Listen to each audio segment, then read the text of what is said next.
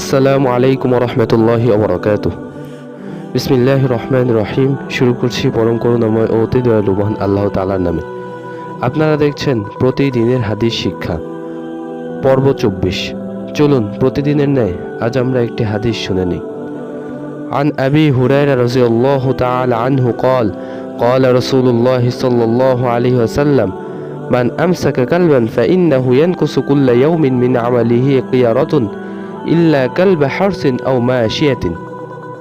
অনুবাদ: আবু হুরায়রা রাদিয়াল্লাহু তাআলা আনহু থেকে বর্ণিত, তিনি বলেন, রাসূল সাল্লাল্লাহু আলাইহি ওয়াসাল্লাম বলেছেন, যে ব্যক্তি কুকুর পোষে তার ভালো কাজের নেকি থেকে দৈনিক 1 কিরাত পরিমাণ কমে যায়।